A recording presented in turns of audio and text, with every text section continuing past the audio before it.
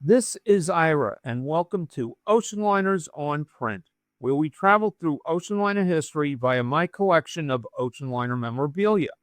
This is your key source for exciting ocean liner content. In this presentation, we will be examining a booklet by the P&O Lines celebrating its centennial in 1937. On the front cover of this piece is a Currier and Ives style depiction of the Hindostan of the P&O line. The caption reads, "Departure from Southampton of the SS Hindostan to open Indian mail service, 24th of September, 1842. The Hindostan was a P&O line ship that went into service in 1842. P&O stands for Peninsular and Oriental Steam Navigation Company. It was a paddle wheel driven ship made of wood, typical for the pre-steel, ironed, and propeller era. The text will expose how the Southampton to India sea route evolved thanks to P&O. When this publication talks in the present, that is in terms of it being 1937. So a lot of this presentation will be direct quotes with commentary from this brochure. At the rising of the sun, about 100 years ago, the ambition of all those concerned with Indian communication was to enable the mails to be carried between England and India in 70 days. Mails were sent by special courier across France to Marseille, thence by steamer to Malta and on to Alexandria. They were then transported across Egypt via the overland route to Suez, where they were picked up by another steamer. Other attempts were made to build steamers which would go out round the Cape in 70 days, but it was many years before regular mails were established to do the journey in that time. Nowadays, mails or passengers crossing to Marseille and taking P&O onwards can be in India in about 11 days. So underneath, at the bottom of the page, the caption reads, 100 years ago, England to India, 70 days. So that's a huge reduction in time, going down to 11 days. On this page, we have a depiction of another P&O ship called the Iberia.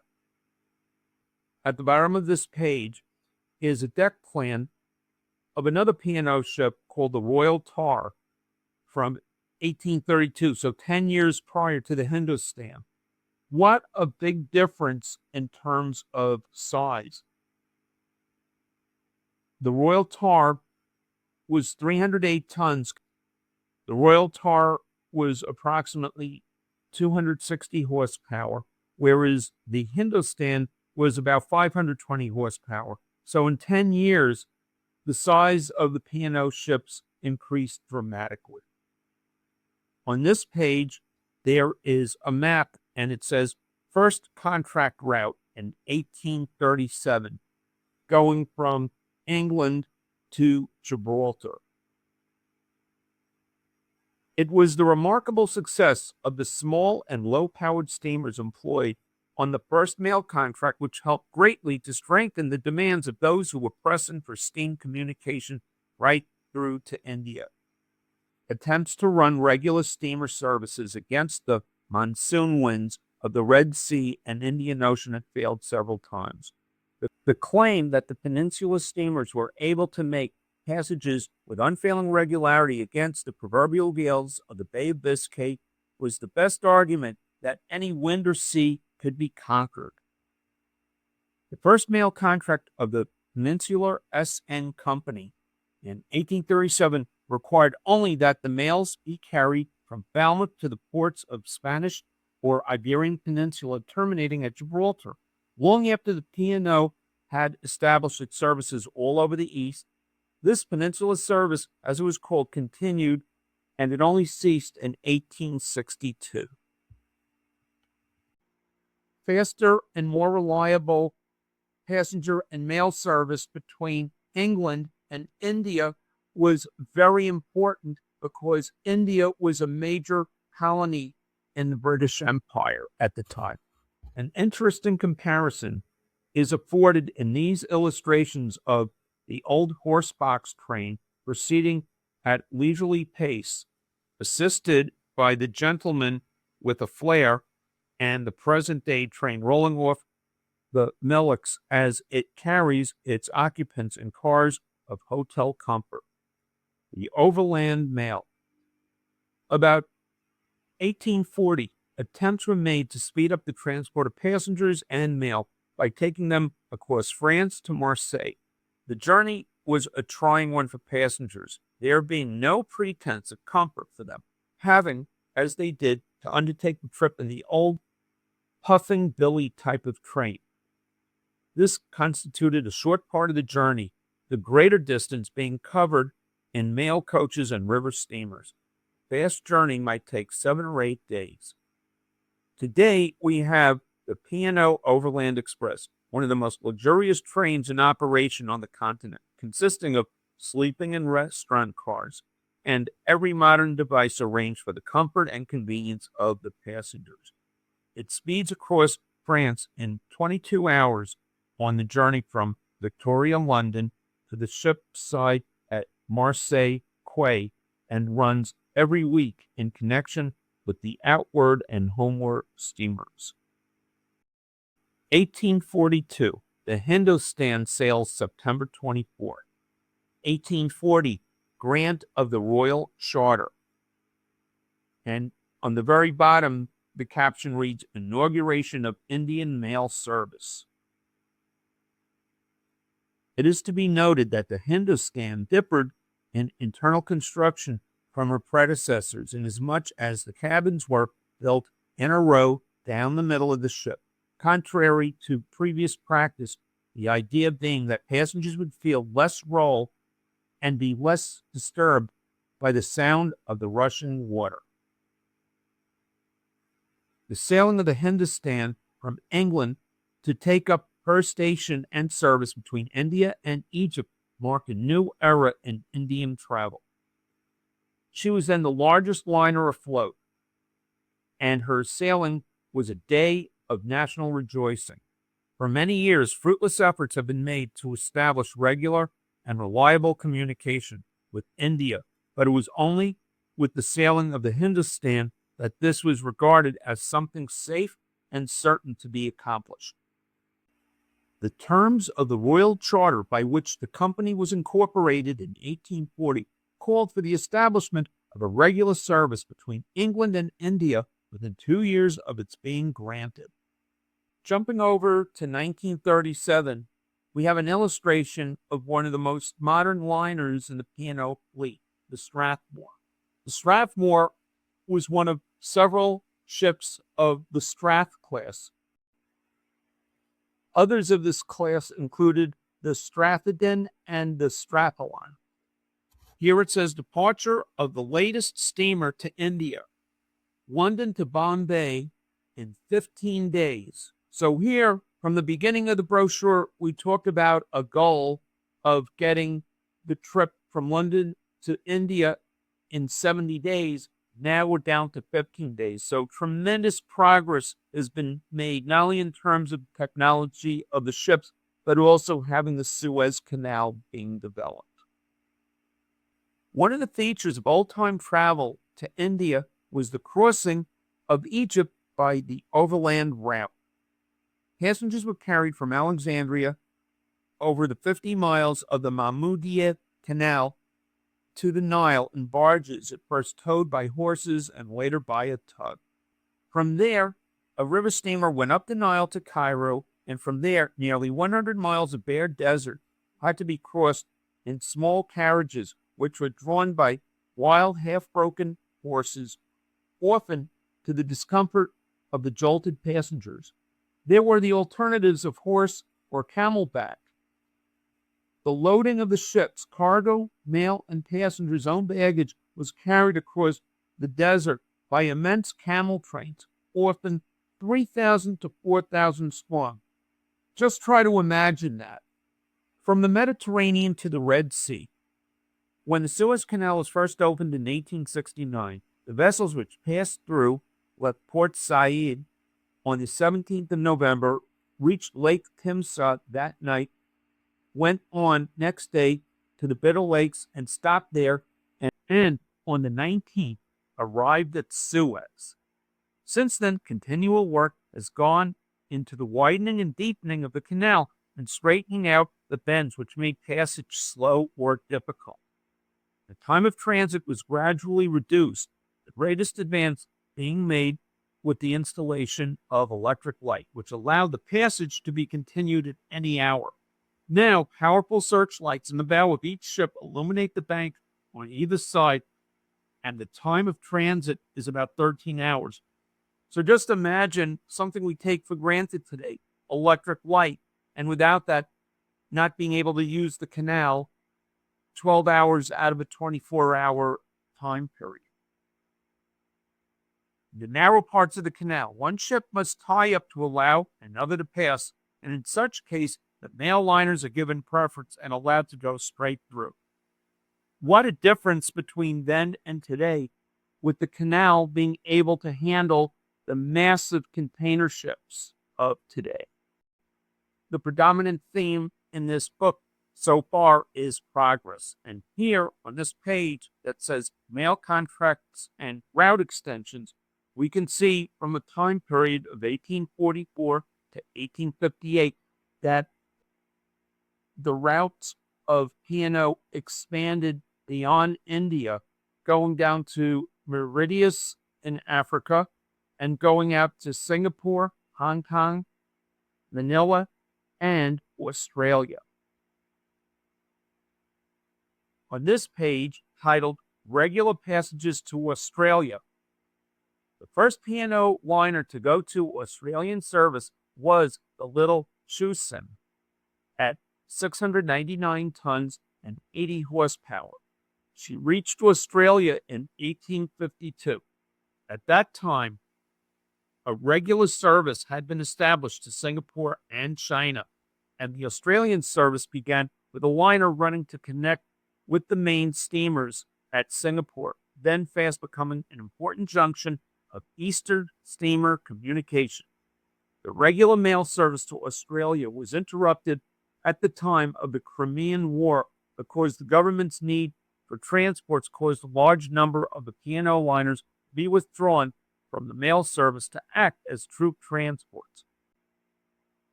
The requisition of P&O ships as troop transports would happen several times again in history, including World War I, World War II, and the Falkland Islands War. Later on, when the service was renewed under a contract with the P&O, the liners ran from Aden down to Mauritius and from there across to King George's Sound. This route, however, was not found satisfactory, and after about a year's running, the transfer was made to run from Aden to Ceylon, and from there straight down to Australia instead of by Singapore, as the first service had been. So on this page, we have a beautiful illustration of the Little Shrinkage, as well as illustrations of Sydney from the past to present being 1937. And here, a very important part of history, the Suez Canal, 1869. Work on the Suez Canal began in 1859, and 10 years later was completed when a procession of all the nation's ships, led by one with the French Empress Eugenie on board, passed through the canal from Port Said to Suez. Up to that actual demonstration of the canal being open, there had been innumerable critics and disbelievers who had asserted for years that the canal would never be either a physical or financial success. So the Suez Canal opened in 1869 compared to the opening of the Panama Canal in 1914. So the Suez Canal actually opened 45 years prior to the Panama Canal. The engineering work in itself was stupendous, and it is to the generation of today no less astounding that such vast work should have been begun by primitive means of hand labor and by crowds of native workmen scooping up in their hands the sand and mud of Lake Timsah to throw out on the banks. It was only when the work had been in progress for some years that the French engineers devised mechanical means of dredgers and scoops to press forward with the work. The capital, which was first estimated would be required to dig the canal, was 200 million francs. Half the amount was subscribed in France, the remainder between the Ottoman Empire and Egypt. The sum proved far short of the requirements for expenses, or more than double the amount upon the completion of the canal. For the first 2 years of its existence, the Suez Canal Company seemed faced with failure, the working expenses not being covered by receipts from dues paid by vessels passing through. But by 1872, the enormously increased traffic so raised the revenue that the seal of success was finally set on the work of, firstly, the French engineer de Lesseps, for whom it was a personal triumph, and secondly, for the French people who finance and engineers had so nobly supported them. And since 1937, tremendous progress has been made with the continual widening and deepening of the Suez Canal. Look at the massive container ships that use the canal today. In 1870, P&O inaugurated new service from Venice, and in 1888, the Carthage passed through the Suez Canal in 16 hours. In 1888, the P&O Carthage created a record by passing through the canal in 16 hours, and the service for the mails was further speeded up by the innovation of their being sorted, and the service for the mails was further speeded up by the innovation of their being sorted during the ship's transit through the Red Sea, an impression of which is given below. It is forgotten now that in the earlier days of the P&O, their services extended not only to Indian and Eastern seas, but in many sidelines throughout the Mediterranean. Those lines are now extinct, but they played an important part in the early development of the P&O Company. In the outbreak of the Franco-Prussian War, the mail service across France was interrupted and another substituted, by which the mails went overland to Brindisi and from there to Egypt.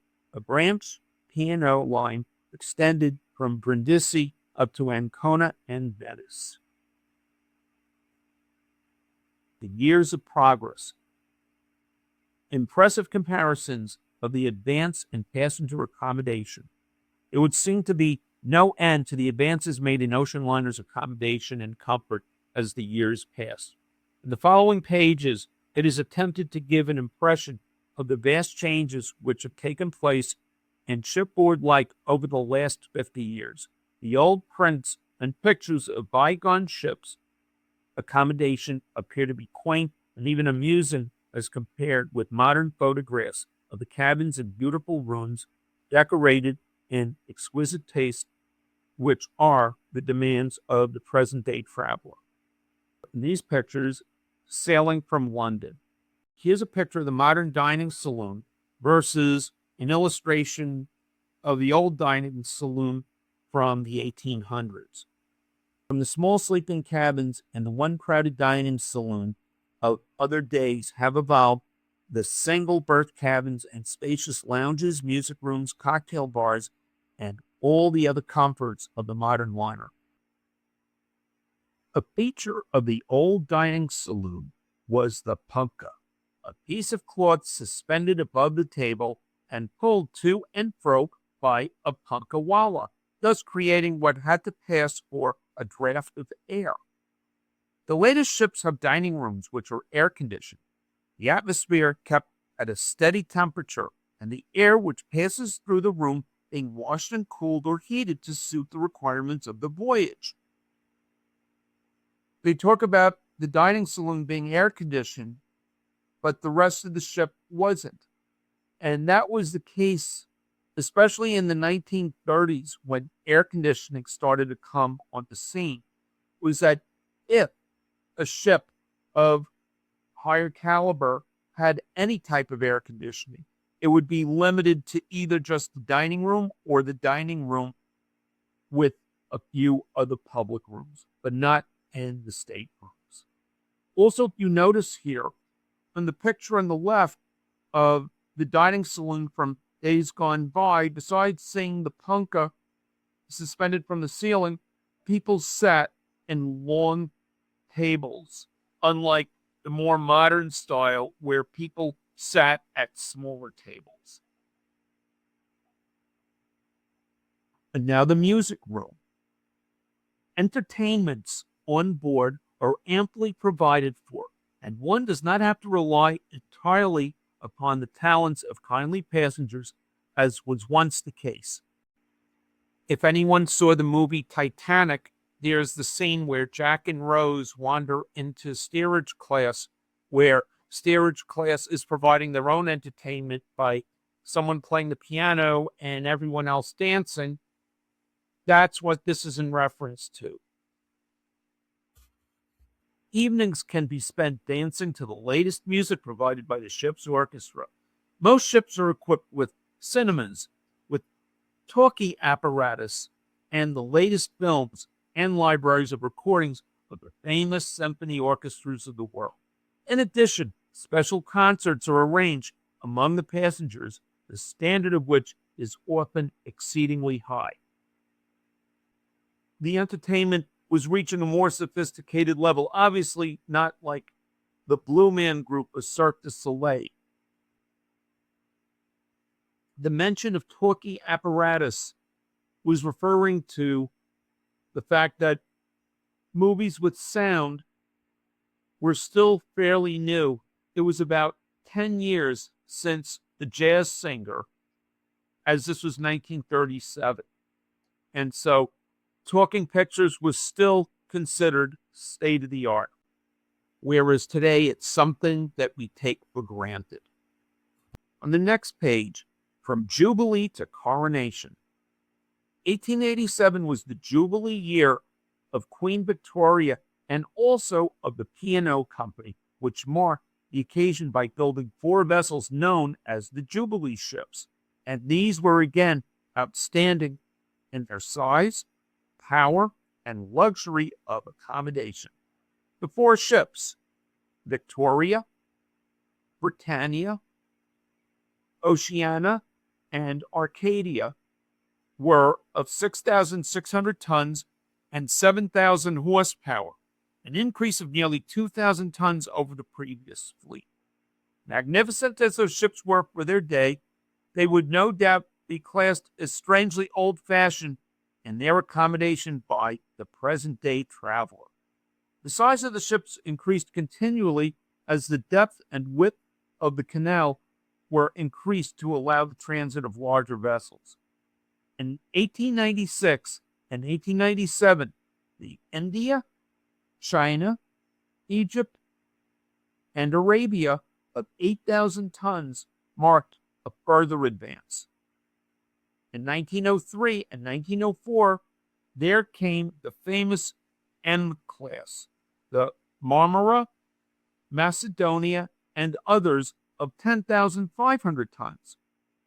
The Viceroy of India, at 20,000 tons, was built in 1929, and these were followed by the magnificent Strath liners, the latest of which, the Strathident, of 23,500 tons and 24,000 horsepower, begins service in 1937 and will be followed by her sister ship, the Strathallan, now building. Let's look at cabin accommodation. In the early P&O liners, as many as 10 passengers were berthed in a tiny cabin. Even later, with cabins for 1 or 2, room was restricted. Accommodation is now of the most luxurious type, a great percentage of the cabins being single berth with attached private bathrooms. And there are also suites deluxe, one of the most recent of which is seen above, embodying the latest and most comfortable furniture, the whole forming a display of good taste and excellent design. The heart of the ship. Engine rooms. The first steamer in the list of past and present fleets was the William Fawcett of 206 tons and 60 horsepower.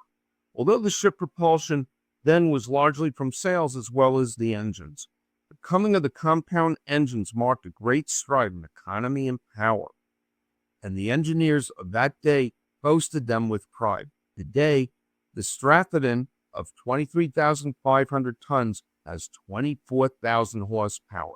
So just imagine that leap from 60 horsepower to 24,000 horsepower.